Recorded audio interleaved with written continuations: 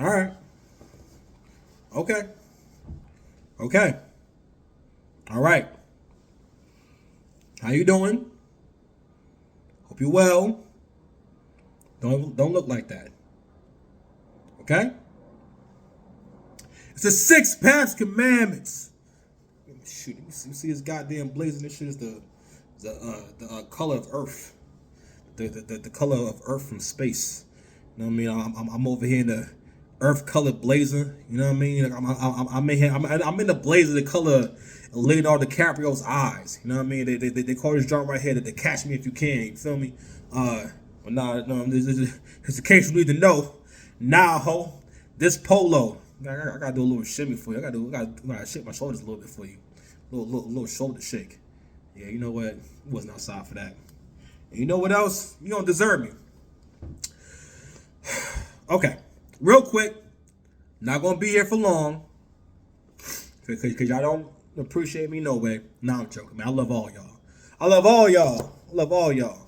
So, some of these matchups for No Impact URLs, No Impact going down June 10th. Yeah. If you don't know, it's 50 beans if you ain't got the app. I'm gonna let you in a little secret. It's 25 if you do. What you gonna do? You decide. That's a crazy deal. It's like, yo, they're trying to do. They're gonna make you gonna get this app, baby. You gonna get this app, man. I can't wait for URL to be done. Actually, I can't even say that. Cause I'm like, you know what? When URL's done with caffeine, you gonna start trying to charge me 50 beans again to watch pay-per-view. And the thing about watching the pay-per-view now for URL event is that the battles don't be good. Like, you know, or the battles are not great. You know, it's like it's mad random of like what's going to be good and what's going to actually be like I could watch it again. I cannot tell you the last time a URL battle happened and I watched it again. As a fan, like, I felt like I had to see it again. I can tell you actually, last time I felt like that, I was rewatching the Hollow Down versus Rum Nitty for like a while. That was like my go-to, like, you know, like inspiration and all type of stuff because it was like a breath of fresh air. Breath of fresh air, you know? So, but I don't know. So, like I was saying before in my last blog, listen, we got all of us love URL. We got a lot of love for URL, and we're all fans, and we all want URL to be great and everything. But at the same time, URL has not been giving us like what we want and what we want to hear and what we enjoy for a while now. I feel like it's been going this way for a long time. But I'll get into a few matchups and I'll come back to you guys. I actually gotta get back to working a little bit in real time. So of the matches, so you guys know, I know. Fuck it. Let's get right into it. Let's dig in. I'm gonna get into John the Don and DNA versus Sosa, Flair, and Foots, and then Say Rock and Geechee versus Rum Nitty and Twerk. Yeah. So here's the thing about DNA and John. And now I was just talking to my boy Metal. And Metal was like, he think Sosa, Flair, and Foots may take it. Don't get me wrong. What Sosa, Flair, and Foots have going most for them is the fact that we're not as used to hearing them. But the thing about this new class is, and I'm not saying I don't think any of these guys are untalented. I just haven't heard anything that made me feel like, oh my God, like I really like that, or a breath of fresh air, or this is so unique. What I hear a lot of is some very good attacking. Like you're very good at attacking your opponent, which is great, which is very great. But again, we need the personality. We need something that we can kind of dig into, something that we can vibe with, you know. And ironically, DNA and John are similar kind of artists. It's not like DNA and John. How interesting they are depends a lot on the opponent. Now, in a lot of different ways, this is a perfect match for them because what they do is gatekeeper. Those are two of the greatest gatekeepers. Those are higher level gatekeepers. You know what I mean? In terms of on URL. You know what I mean? So I can't say necessarily that John is really a test because John is a top tier, but he's a top tier gatekeeper. If you want to battle the other top tiers, A lot of times you got to battle him before you can battle the other top tiers. The same thing with DNA a lot of times. So whereas like maybe someone like Slave 7 may be like, I'm gonna say a lower level, but you had to go through a Sway 7 first before you would get to a DNA or John on URL in particular, right? So so again, these are top tier gatekeepers, but what's funny is before the Surf battle, we would have no problem saying John and DNA. Oh no, they getting past them. They ain't getting past them. But everything is different now. I was wild now. They must show the dirt. I'm a one-woman man. Everything is different now. Everything is different. So after the Surf battle, I guess John wasn't looking for Surf to be that great. You know what I'm saying? To be that good. And not only that, Surf kind of shifted battle rap with that. You know what I mean? First of all, that was shocking. That was utterly shocking how good. Like, Surf was rapping so good, I couldn't really even enjoy it because it was like, what are you doing? Like, what is this? What is this style?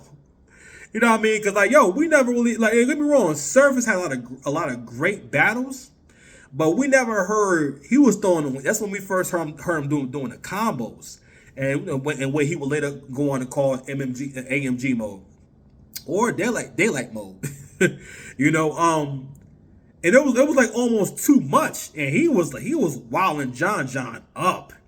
We thought that would either be an even battle or this is gonna be it for Surf. You know what I mean? Or John was gonna have another like performance similar to the Hollow battle in a lot of ways. Like, yo, I feel like, yo, everyone has their pinnacle and has their breakout battle or has their peak battle.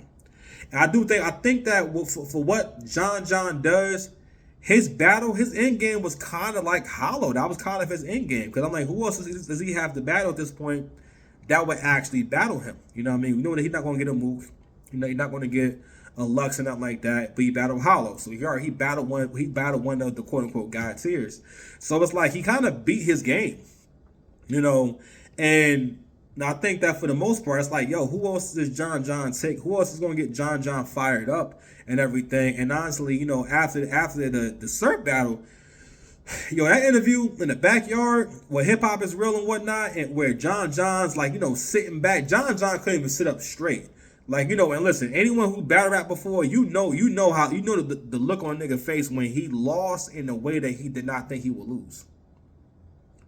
Because I know, again, he experienced it. That was happening to him.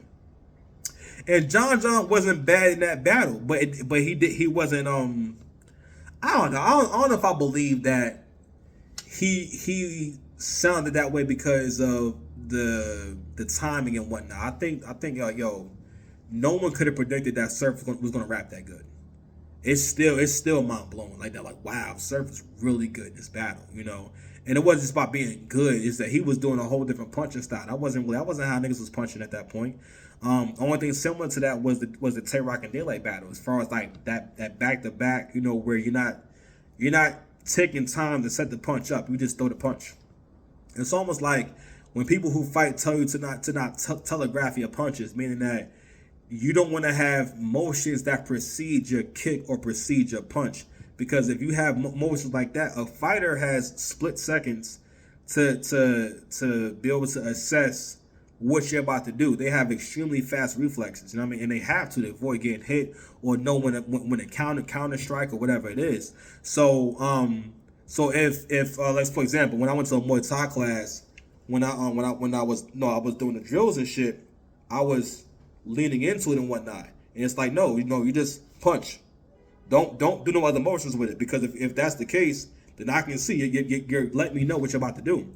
So it was like he had a style where he's not telegraphing or doing anything, but beforehand he's just throwing a punch. It's boom, it's there. You know what I mean? So yeah, man. So the analogy that best fits it, I love. They like came up with this analogy about it's like Dragon Ball, right? If you watch Dragon Ball, right, you know that even Dragon Ball Z, you see the intro to Dragon Ball Z, and see at the end of the intro, everyone turns Super Saiyan, but you don't really know what that is yet. You kind of know about it because it was a very old show by that time, so the concept of Super Saiyan was talked about and written online and stuff like that, and you can read about it and whatnot and kind of get an idea of like what's about to happen, because it was an old show and an old comic to begin with, so it wasn't like it was a secret, that Goku was going to turn Super Saiyan and whatnot. But we don't know how it happens or what it's about. But for Goku to turn Super Saiyan, that took mad long, took mad episodes, and it took mad crazy events. And at that point, the Super Saiyan form was a huge deal. It was a big freaking deal to be able to go Super Saiyan and change that form, right? And again, at that time, it's a big deal. Now Super Saiyan 1, there's three, and during Dragon Ball Z, it's three forms, 1, 2, and 3. You know what I'm saying? So it's 1, 2, and 3. And they all have their own place, and it's a big deal. It's the upper echelon. It's a different phase. It's a different form, right? So, but now we in Dragon Ball Super, where they got red hair, Super Saiyan God, blue hair, Super Saiyan Blue, the Ultra Instinct, you know what I mean? And also, we got Ultra Ego. I probably used this analogy before. So, we're on Dragon Ball Super. We're not even in GT. We're on Super. So, a lot of the upper echelon guys, like say a Surf was doing Ultra Instinct. Surf was doing Super Saiyan God. John has to go ahead and elevate to his next level. And in the showings that we seen, wasn't bad. But John was not dominant in these first couple of showings. Now, I know it takes time to shake the ring rust off. And we know that John was sitting down for a whole year. After 2021, he ain't battled all 2022. So he had the battle that he had. He did the one round on his card. That was cool. Then he did the battle with Chef Trez. Listen, once I heard how it went down and whatnot, I'm like, I don't need to watch it, man. I'm like, yo, if he ain't in there cooking, bro, I'm straight, bro. I'm all right. I don't need to. I don't even want to see my boy like that. You feel me? And then, and like not only that, like man, you had a debatable with Chef Trez. You was talking about trying to get it in with Easy, and it's like, yo, it is crazy that I've never felt like there were so many battles that John can't win. And I'm not necessarily saying that he can't win battles now, but it's like, bro, you want to, I don't know what you got to do. But, yo, you got to hit that update, man. Like, he got about 4 updates he got to hit. In terms of being dominant, in terms of the John that damn near ended Jack Boy Man's career. The John that, that slowed Geechee down. You know what I'm saying? The John, I think he beat or had debatable with Geechee. Again, John beat a lot of people, bro. You know what I mean? He beat Chess. You know what I mean? He had debatable with Ill Will. He almost beat, I can say he beat Ill Will. You know what I mean? But John has had a lot of really impressive showings. And it wasn't a long time ago. This is like in recent years. Like around up until 2019 time, up until like the pandemic time and whatnot, John had a lot of great matches. You know what I mean? A lot of shit. We battled Rum Nitty in the volume. I'm like, man, what's he gonna do with Rum Nitty? Like, he handled Rum Nitty. And Rum Nitty wasn't no new dude. Like John has dominated or beat or had debatables with a lot of great niggas, and he didn't take them necessarily when it was brand new. Chess wasn't brand spanking new. You know what I'm saying? Nitty wasn't new at that time. He wasn't new. You know what I mean? He been actually that was peak Nitty. I think it was volume 2 or 3. You know what I mean? And he was amazing. You know what I mean? He did really good with Hollow. You can argue that he maybe beat Hollow, but that's really a debatable battle. But John has had a lot of really good battles. You know what I mean? With upper level talent, but he doesn't do that well with people who have a lot of star power. So, if I'm hoping, my hope is that, all right, you've had 2 matches since you came back. The ring rust should be off. It should be shaken off. If the ring rust is off, them boys gonna have a long night, because DNA and John have more experience as 2, not together, but collectively they have more experience. They have more ring IQ, and they should be able to dominate them and whatnot. I think Sosa, Flair, and Foots are going to be good, and I think that may be one of the battles of the night. But it all depends on where John is at mentally and where John is at skill-wise. You know what I'm saying? So, hold on a second, guys. I'm gonna hit on this. So it all depends on where John is at mentally. in a lot of different ways. I mean, and if that rust is off, if he's ready to get back in, you know what I mean? Really, and again, and he's going to have to elevate. And he's going to have to reinvent himself. He's going to have to be a different John John. He's going to rap different. Because I was listening to something like, man, you know what, that vocal inflection, because John John never had the best vocal inflection. I'm like, man, it sound like he yelling. His voice don't sound strong. He got to get that strength in his voice back up. Because voices matter in battle rap. Voices in everything matter. The texture of your voice, the sound of your voice, all that stuff matters, yo. You got to get it right.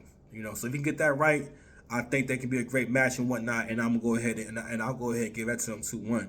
But if not, it's gonna be either debatable or and then again if it's too close, man, it's gonna be edged to the new guys because of like the shock, because of this psychologically. Whenever someone has a higher status or more experience and whatnot, and a new guy or the guy that's more of the underdog can dominate, it's gonna be might be a little weird. So that's how I'm scoring that one. I'm gonna get more into this a little bit later. But what time is it, yo? Fuck.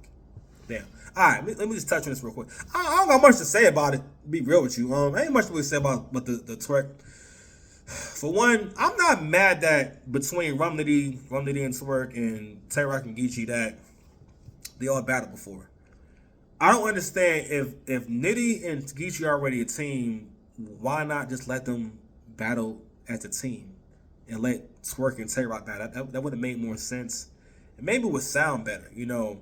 But all four of y'all do a similar thing. It's not really much of a another cool thing about 2-on-2s is it's cool for one team that does the same thing, but all four of y'all kind of do the same gun. Y'all all known for gun bars and street shit, which is fine.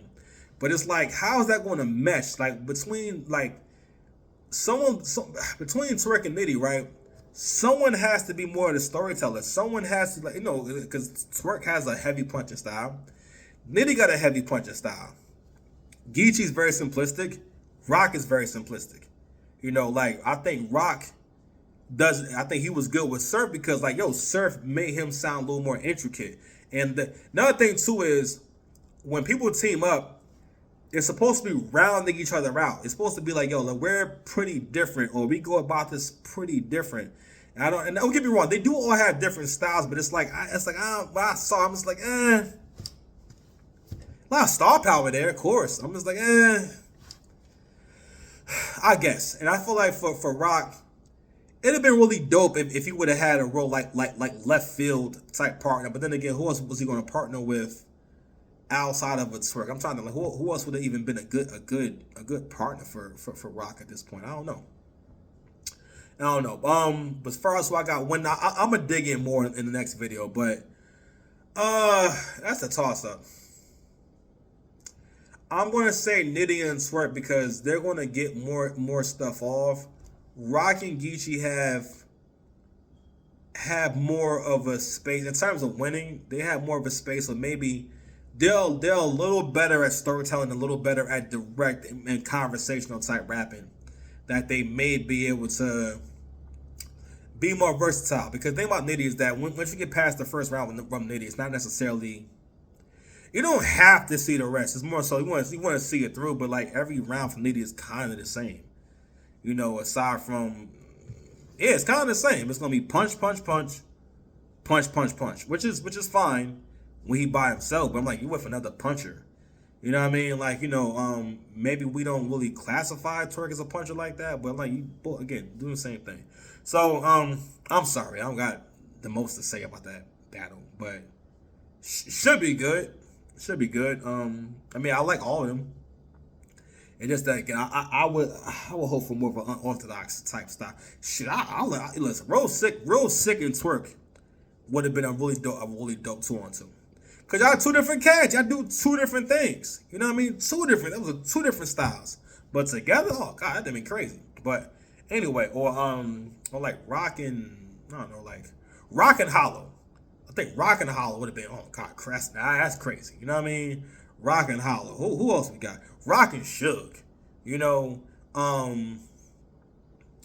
we'll get to that later on. But anyway, man, I'm out of here, man. 6 Past Commandments, and we out. Bootsy Battle League. Peace.